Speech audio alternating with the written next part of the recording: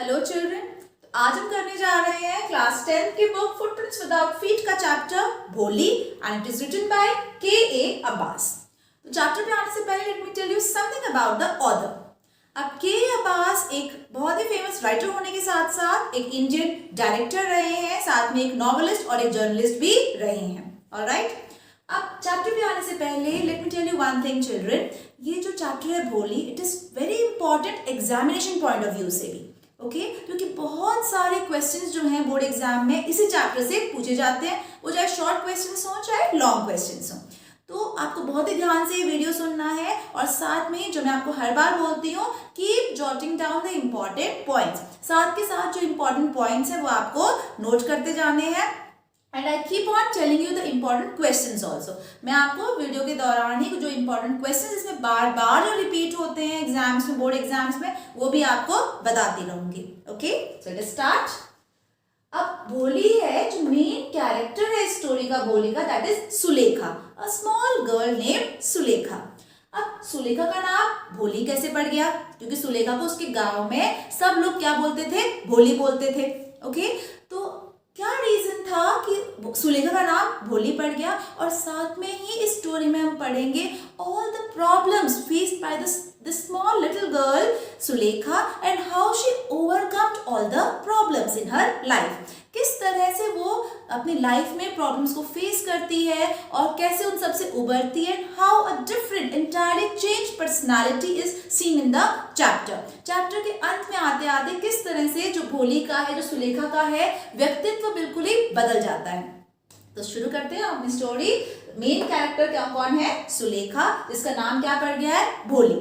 अब आप सबने गांव में सुना होगा कि भोली हम किसको बोलते हैं? जैसे कोई लड़का जो मंदबुद्धि सा हो या उसको ज्यादा समझ ना हो आसपास की, या उसको कोई भी अपनी बातों में फुसला लेता हो, तो क्या बोलते हैं सब लोग उसको गांव में कि ये तो भोला है। और अगर गर्ल ऐसी हो तो उसे क्या बोल देते हैं? ये तो भोली है।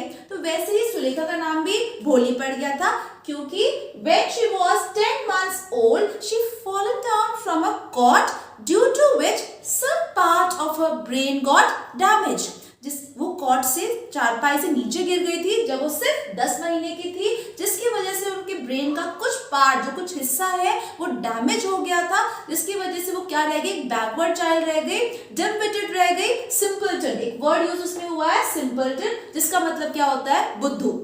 तो उसके ब्रेन जो है वो अच्छे से काम करना नहीं शुरू कर रहा था, और जो उसकी एज की लड़कियां थी वो तो काफी ज्यादा समझदार होती जा रही थी, लेकिन जो सुलेखा है वो बहुत ही ज्यादा बुद्धू सी रह गई थी, उसका समझ नहीं आता था चीजों के बारे में। तो सब लोग उसे क्या बुलाने लग गए? भोली। ऑलराइट, अब क्या होता है ना, नेक्स्ट क्या बताते हैं writer? 2 years when she was only 2 years old, she had an attack of smallpox. उसको चेचक नाम की जो बीमारी होती है, स्मॉलपॉक्स होता है, वो हो गया था, due to which pox marks were left on her face, जिसकी वजह से काफी सारे निशान जो है उसके फेस पे रह गए थे। नेक्स्ट अब ऑथर क्या बताते हैं हमें कि 5 years, till 5 years भोली couldn't start speaking. उसको वो बोल ही नहीं पाती थी कुछ भी, वो बातें ही नहीं कर पाती जब तक वो 5 साल की थी। And when she started speaking, then also she stammered. जब उसने 5 साल के बाद बोलना शुरू भी किया, वो क्या करती थी? स्टैमर मतलब हकलाती थी, वो साफ साफ अपने शब्दों को बोल नहीं पाती थी। तो ये सब चीजें ऑथर ने हमें बताई हैं किसके बारे में? सुलेखा, जिसका नाम क्या पड़ गया था? भोली। मैं आपको रिपीट कर देती हूँ these 3 things। 10 months में उनको एक वो she fallen down from a cot, जिसकी वजह से ब्रेन डैमेज हो गया था। 2 years की थी तो वो स्मॉल पॉक्स का अटैक आ गया था, जिसकी वजह से उनके फेस पे पोक मार्क्स रह गए थे, और 5 years तक तो उसने बोलना भी शुरू नहीं किया था। And then also she started speaking, तो वो क्या करती थी? स्टैमर, काफी ज्यादा हकलाती थी। सो ऑल दीज रीजंस, इन सब कारणों की वजह से, अब देखो हमारे एक और कैरेक्टर यहाँ पे आ रहे हैं, रामलाल। रामलाल कौन थे? सुलेखा के फादर का नाम क्या था? रामलाल। तो वो बहुत ज्यादा वरीड रहते थे अपनी बेटी के बारे में। तो यहाँ पे you can see children, one question is written, how Sulekha named as Bholi. तो मैंने आपको यही बताया था, सुलेखा का नाम भोली क्यों पड़ गया था? क्योंकि क्या हुआ था? 10 months old, when she was only 10 months old, she had fallen from a cot and due to which some part of her brain got damaged, जिसकी वजह से वो क्या रह गई थी? एक बैकवर्ड चाइल्ड रह गई थी, एक सिंपलटन रह गई थी, and this is the main reason जिसकी वजह से सब लोग सुलेखा को क्या बोलने लग गए थे, भोली। ठीक है, नेक्स्ट मैंने क्या बताया है, why is Bholi's father worried about her. Bholi's father, भोली के फादर का नाम मैंने आपको क्या बताया, रामलाल। रामलाल बहुत ज्यादा क्या होते थे, वरीड रहते थे, always he was so worried. Worried क्या होता है, चिंतित रहते थे अपनी बेटी के बारे में, बिकॉज दो रीजन थे, her ugly face and lack of sense. ये आपको बहुत ध्यान में रखना है, टू थिंग्स। अगली फेस मैंने आपको बताया था 2 इयर्स की जब थी, she had attack of small pox, चेचक नाम की बीमारी उनको हो गई थी, जिसकी वजह से पूरे फेस पे उनके पोक मार्क्स रह गए थे। तो ugly face and lack of sense तो मैंने आपको बताया था। 10 months old, when she was only 10 months old, तो वो उनके जो ब्रेन का पार्ट है वो डैमेज हो गया था। तो ये दो रीजंस थे जिसकी वजह से रामलाल हमेशा ही क्या रहते थे, उसके लिए वरीड रहते थे। एक और थर्ड रीजन था, 5 years तक no speech, she couldn't speak till 5 years, and उसके बाद फिर उसने स्टार्ट किया, शी स्टैमर्ड। स्टैमर्ड मतलब क्या होता है, वो हकलाती थी। तो ये 3 रीजंस थे जिसकी वजह से भोली के फादर जो है रामलाल काफी वरीड रहते थे, चिंतित रहते थे अपनी बेटी के बारे में कि कौन इससे शादी करेगा, इतना अगली फेस है एंड अच्छी दिखती भी नहीं और साथ में बुद्धू भी है, और तो कौन से शादी करेगा, हमेशा ही बहुत ज्यादा चिंता में रहते थे।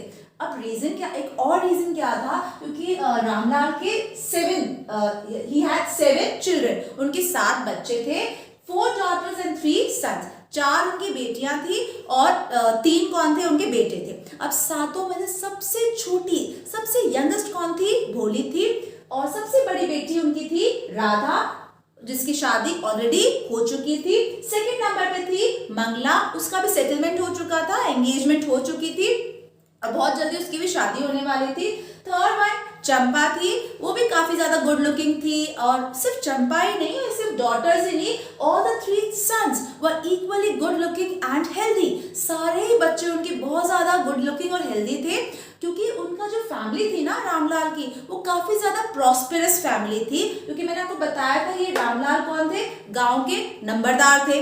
तो काफी नंबरदार कौन होता है, जैसे जो रेवेन्यू ऑफिशियल जो होते हैं ना, जमींदार जो किसानों से टैक्स वगैरह जो गवर्नमेंट की तरफ से वसूल करने होते हैं, वो बेसिकली उनका काम था रामलाल का। तो बहुत वेल टू डू फैमिली से थे, काफी ज्यादा खाते पीते घर से थे, तो कोई बच्चों को कमी नहीं थी। यहाँ तक कि जो उनके बेटे थे, तीनों बेटे, रामलाल ने उनको तो शहर के बाहर भी पढ़ने के लिए भेजा था। गर्ल्स जो थी, डॉटर्स की बात करें तो all were very good looking, beautiful थी, तो साथ में उनके रिश्ता जो होता था शादी का, कोई उनको मुश्किल नहीं आने वाली थी। तो रामलाल सिर्फ वरिड रहते थे अपनी सबसे यंगेस्ट गर्ल जो उनकी डॉटर थी भोली के बारे में। Reason I told you, ugly face and lack of sense. तो रामलाल इसके लिए बहुत ज्यादा परेशान रहते थे। तो ये चीजें आपको, ये 2 क्वेश्चन जो यहाँ पे आगे वो ध्यान में रखना है। एंड ऑल दीज पॉइंट्स, कितने उनके बच्चे थे, 7 चिल्ड्रन, 4 daughters and 3 sons। सबसे बड़ी बेटी का नाम था राधा, जो मैरिड थी। मंगला, उसका भी सेटलमेंट हो गया था। चंपा का भी कोई उनको प्रॉब्लम नहीं थी, क्योंकि उसकी भी अच्छी दिखती थी, तो शादी होने वाली थी। सिर्फ जिसकी प्रॉब्लम थी वो कौन थी, सिर्फ भोली। ओके, तो यहाँ तक हमारे 2 इंपॉर्टेंट क्वेश्चंस भी आ गए, and this is how the story is moving ahead.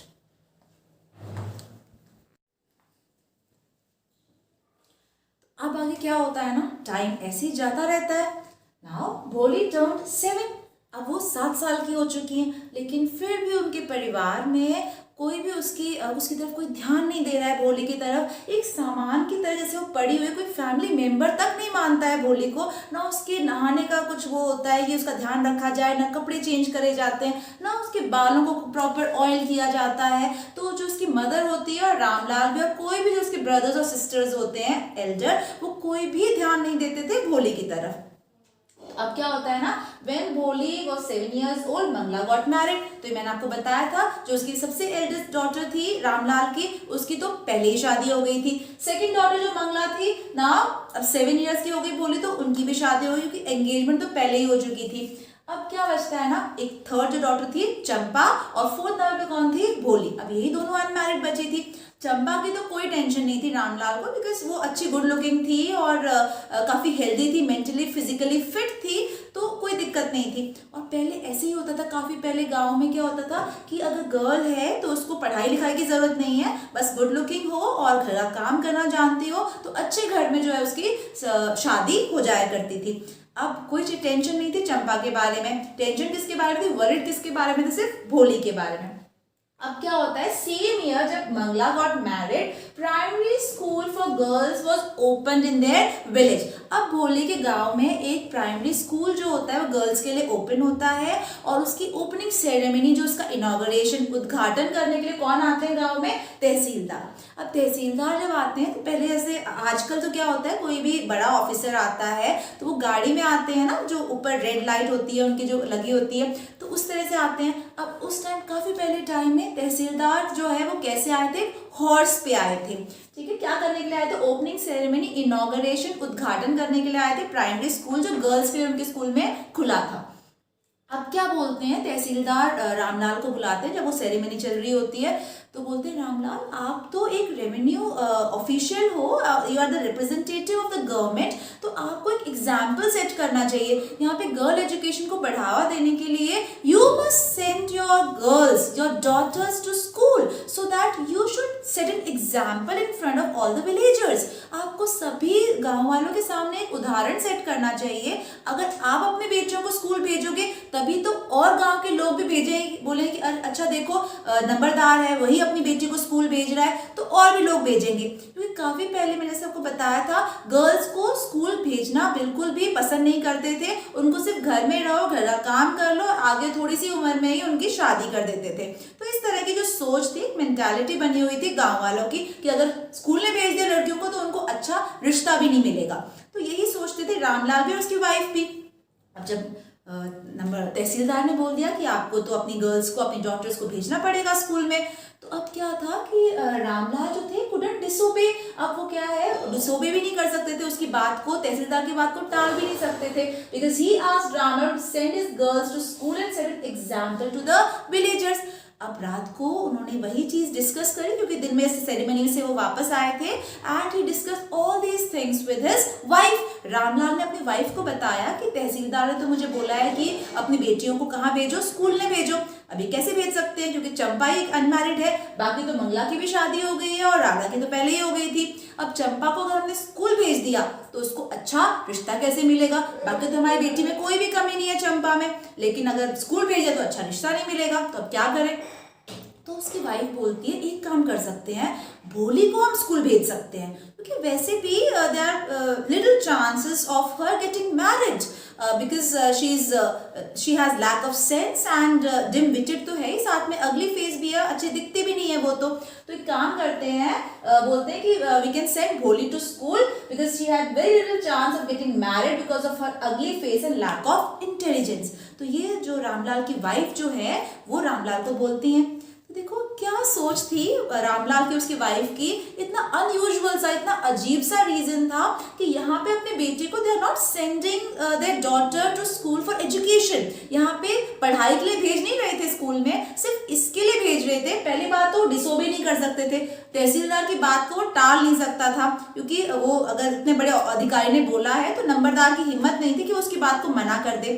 अब बेटी को स्कूल भी नहीं भेज सकता था क्योंकि शादी में उसकी रुकावट आएगी। तो क्या किया कि भोली को भेज देते हैं स्कूल में, क्योंकि वैसे उसकी शादी तो होनी नहीं है, वो तो बुद्धू सी है और अच्छी दिखती भी नहीं है, तो उसको भेज देते हैं। Let the teachers in the school, let the teachers worry about her future, और जो भी है उसके बारे में भोली के वरी जो है वो अच्छा है कि टीचर्स के ऊपर डाल देते हैं हम सारी उसकी, और हम आराम से घर में रहेंगे, वैसे भी शादी तो उसकी होनी नहीं है। तो ये रीजन था। And see children, this is very frequently asked question, बहुत बार पूछा गया एग्जाम में। For what reasons is Bholi sent to school? क्या अनयूजुअल रीजन था, क्या अजीब सा कारण था कि भोली को उसके फादर ने, पेरेंट्स ने स्कूल भेजा? तो यही आपको लिखना है कि Bholi has a very little chance of getting married according to the parents. Ramlal के हिसाब से, उनके पेरेंट्स के हिसाब से भोली के बहुत कम चांसेस थे मैरिज करने के, मैरिज होने के।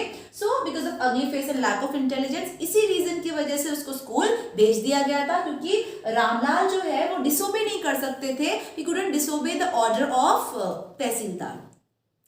ये आपका रीजन हो जाएगा।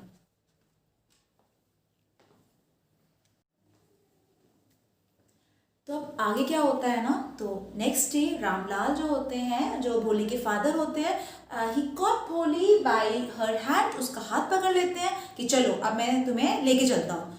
तो भोली को बहुत ज़्यादा शौक लगता है कि ये कहाँ मुझे हाथ पकड़ के लेके जा रहे हैं, ऐसे खींच के लेके जा रहे हैं।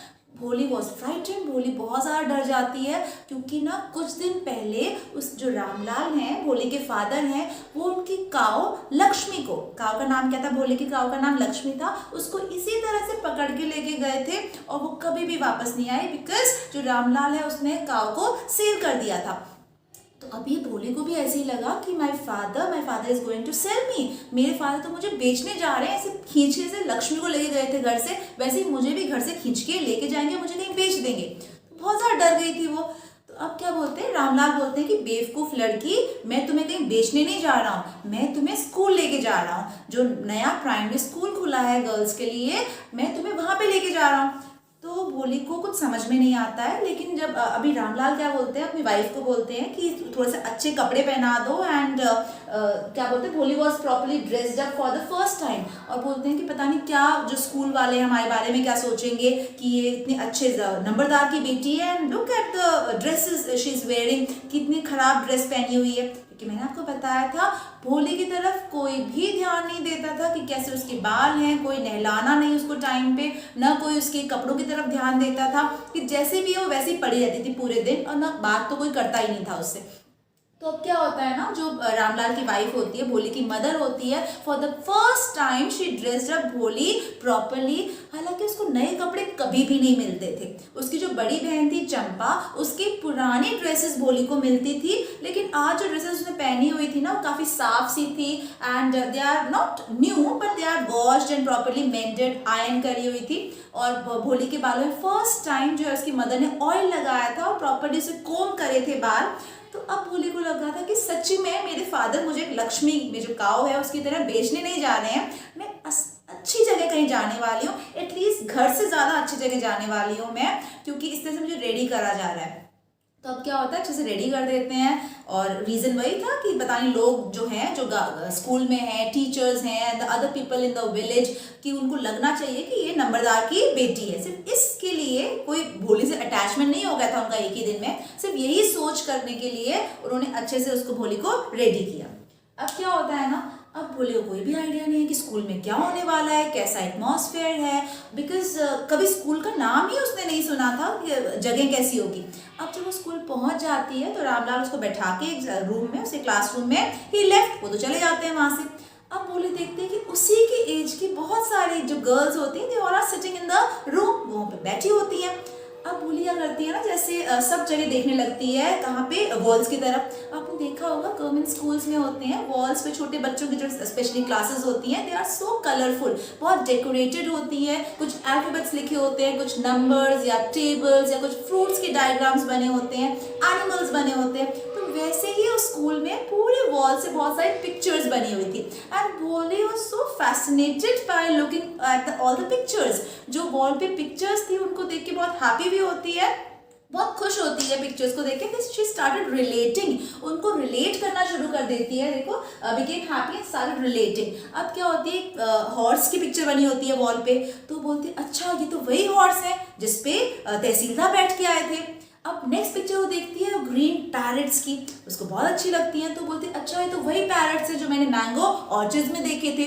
नेक्स्ट पिक्चर वो देखती है गोट, एक बकरी बनी होती है, तो भोली सोचती है अच्छा ये तो हमारे नेबर जो है ना, हमारे पड़ोसी के घर में बकरी है जो गोट है, ये तो वैसे ही है।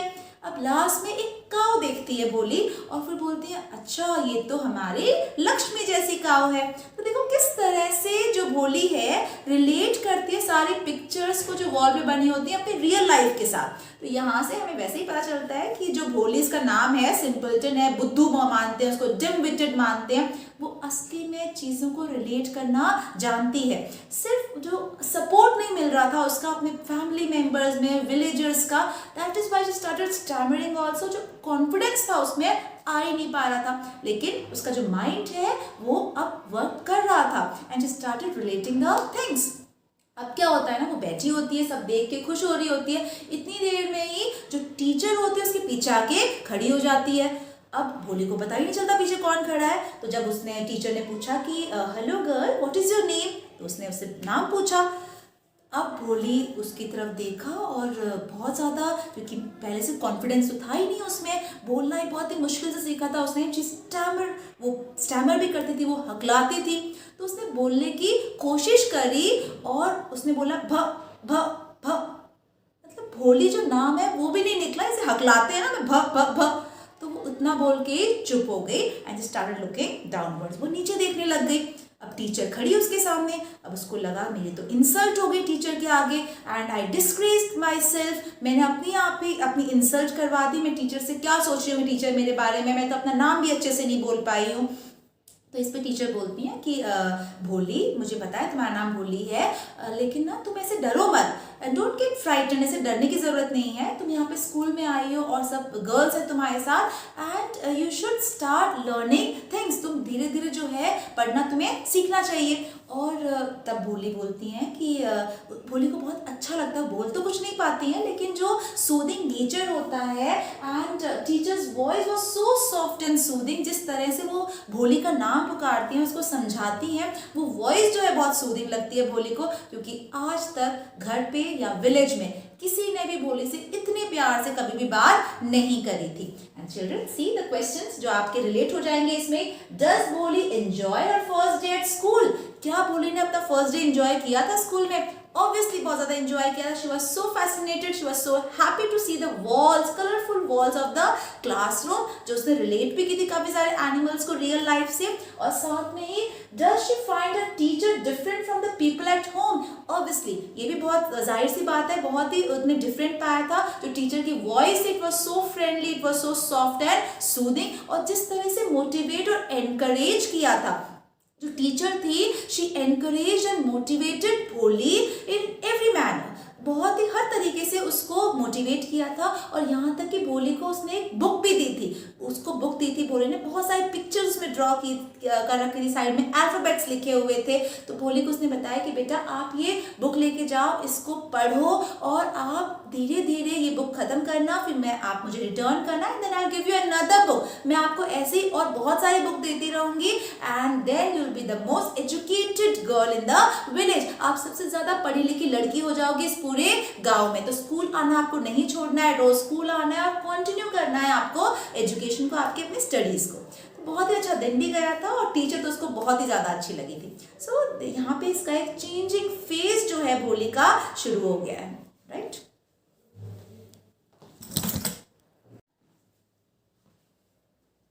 अब क्या होता है ना, ईयर पास्ट, जैसे जैसे समय गुजरता रहता है, काफ़ी ज़्यादा डेवलपमेंट होता है भोली के विलेज में, और साथ में उसमें भी काफ़ी ज़्यादा चेंजेस होते हैं भोली में, कि अब वो रेगुलर जो है वो एजुकेशन ले रही थी, स्कूल जा रही थी।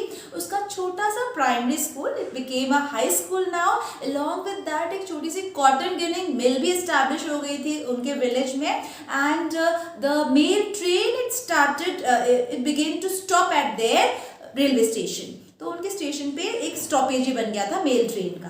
ये सब चेंजेस हुए थे। और अब क्या होता है ना, बिशंबर्स मैरिज प्रपोजल। एक दिन क्या होता है कि रामलाल के पास शादी का प्रस्ताव आता है भोली के लिए। एक नेबरिंग विलेज से बिशंबर नाम का एक बिजनेसमैन होता है, he sent the marriage proposal for Bholi. अब वो अपनी वाइफ से डिस्कस करता है रामलाल कि क्या हमें मैरिज प्रपोजल एक्सेप्ट कर लेना चाहिए इसका, बिशंबर का।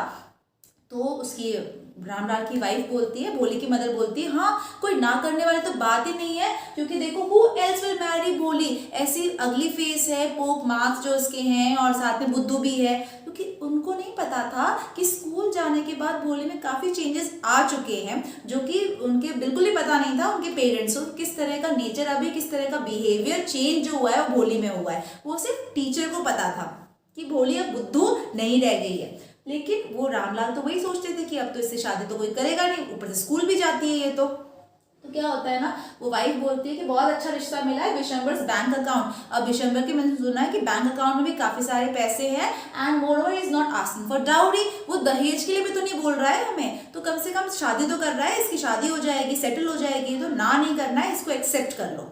लेकिन रामलाल के दिमाग में एक डाउट क्यों आता है। देखो बिशंबर के बारे में क्या बताया है हमें, almost the same age of Ramlal. सबसे पहली बात तो वो रामलाल की एज के थे, तो वो सोचता है कि मैं अपनी बेटी की शादी मेरी उम्र के लड़के से कैसे कर सकता हूँ। सेकेंड है ही ऑल्सो लिम्स, वो लंगड़ाता भी था एक पैर से। और थर्ड था children from his first wife, उसकी पहले भी शादी हो चुकी थी और जो उसके बच्चे थे दे आर ग्रोन अप, वो ऑलमोस्ट भोली की एज के थे। तो ये कुछ रीजंस थे जिसकी वजह से रामलाल सोच रहे थे कि whether I should accept the marriage proposal of Bishambar और नॉट। लेकिन उनकी वाइफ ने बोला कि नहीं, कुछ सोचना ही नहीं है, इस बुद्धू लड़की की शादी तो हमें कर देनी चाहिए, हमें जैसा भी लड़का मिले उसे शादी कर देनी चाहिए, कम से कम शादी तो हो जाएगी इसकी, बना सारा जो उम्र है हमारे घर पे ही बैठी रहेगी। तो ये कुछ चीजें थी। The question is why do Bholi's parents accept Bishamber's marriage proposal. जो भोली के पेरेंट्स थे उन्होंने क्यों एक्सेप्ट कर लिया था बिशंबर का प्रपोजल, इतनी सारी कमियां होने के बाद भी। तो यही रीजन था कि know who else will marry भोली। उनको यही डाउट था कि इस सिंपलटन से, इस बुद्धू लड़की से कौन और शादी करेगा। राइट,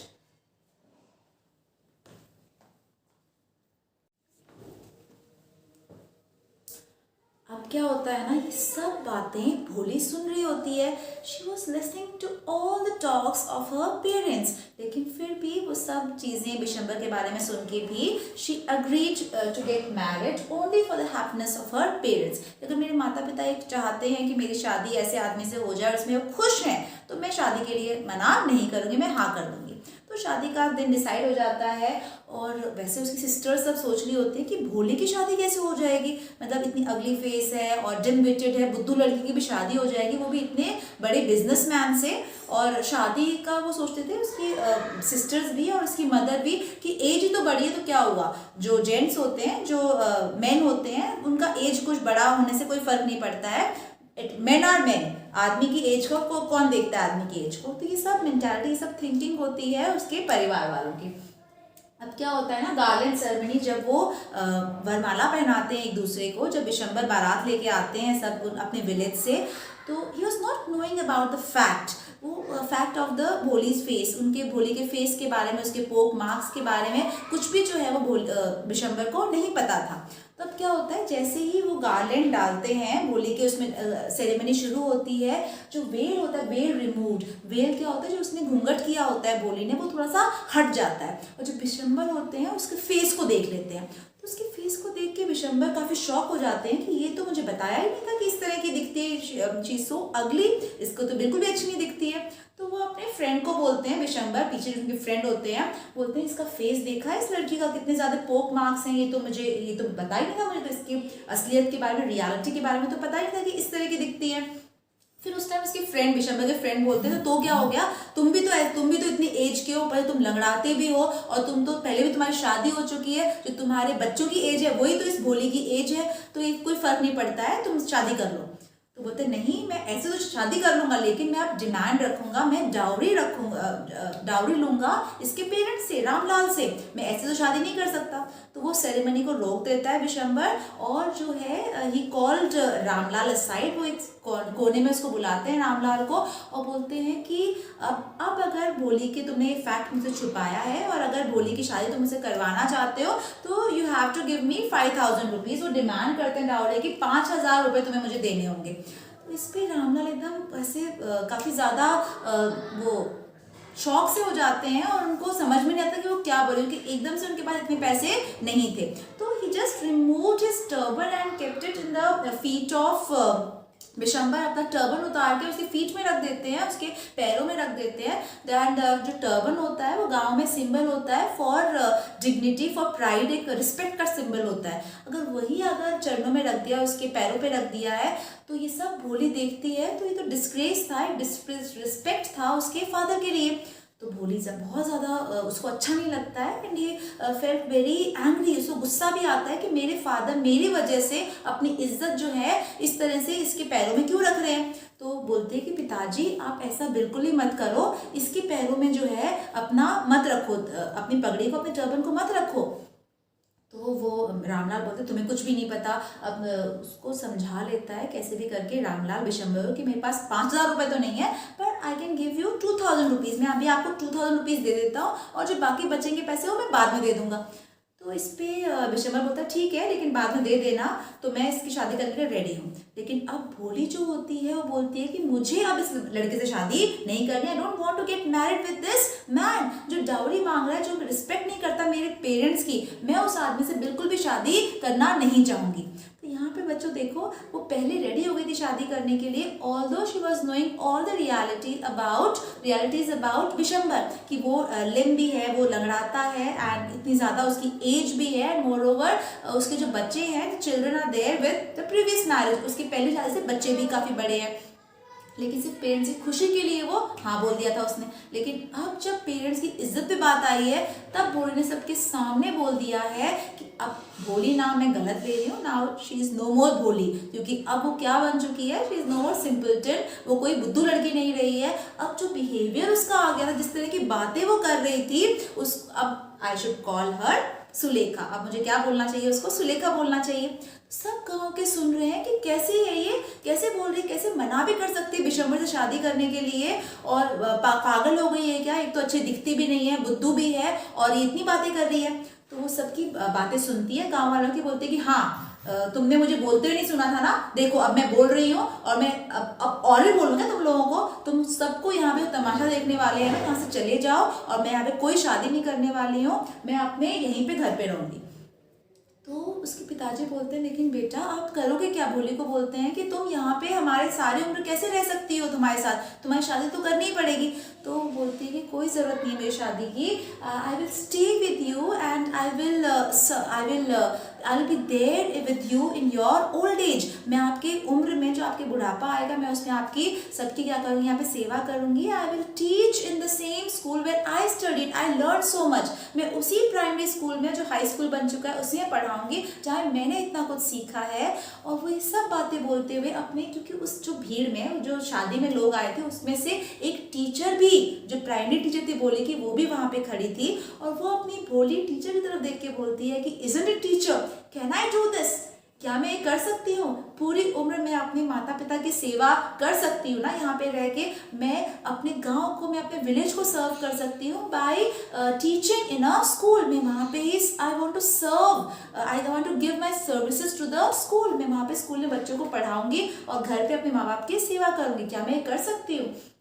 तो टीचर बहुत खुश होती है और एज इफ एक सेटिस्फैक्शन उनके फेस पे दिखता है टीचर का कि नाउ शी द मास्टरपीस, जो उस पर इतना वर्क किया था भोली पे, शुरू से उसको एजुकेशन जो दी थी, now she the masterpiece is complete, जो उसका जो तराशा हुआ जो मास्टरपीस था वो बिल्कुल रेडी होके सामने आ गया है। किस तरह की बातें जो है वो एक बुद्धू लड़की जो मानते थे भोली को, अब वो किस तरह की बातें करने लग गई है। तो बहुत ज़्यादा सेटिस्फाइड होती है teacher and she became so happy, बहुत ज़्यादा खुश भी होती है भोली के इस नेचर को देख के। So this is how the story comes to the end. और यहाँ पे जो क्वेश्चन था why does the marriage not taken place, reason यही था कि जो सुलेखा है, जो भोली है, उसने खुद ही she denied for the ceremony, she denied to get married, उसने बिल्कुल मना कर दिया कि I will not marry the man, ऐसे आदमी से मैं शादी नहीं करूंगी who is not respecting my parents, जो रिस्पेक्ट नहीं कर रहा है मेरे पेरेंट्स का, and asking for the dowry, सिर्फ मेरे फेस को देख के वो डाउरी की डिमांड कर रहा है, मैं इस आदमी से बिल्कुल भी शादी नहीं करूंगी। तो इस तरह से जो शादी है वो marriage doesn't take place. Alright, और ये कुछ क्वेश्चंस भी आपके साथ साथ में आ गए हैं और पॉइंट्स तो आपने जॉट डाउन करे ही होंगे। And this is how the story comes to the end. जो हमारा बिल्कुल चेंज जो है पर्सनालिटी और व्यक्तित्व जो है भोली का, इसमें स्टार्टिंग से लेके एंड तक एजुकेशन ने और उसके टीचर का कितना बड़ा रोल था, ये बहुत इंपॉर्टेंट है बच्चों कि what is the role of the teacher in Bholi's life, उसकी भोली की लाइफ में उसके टीचर का कितना बड़ा रोल रहा है। ओके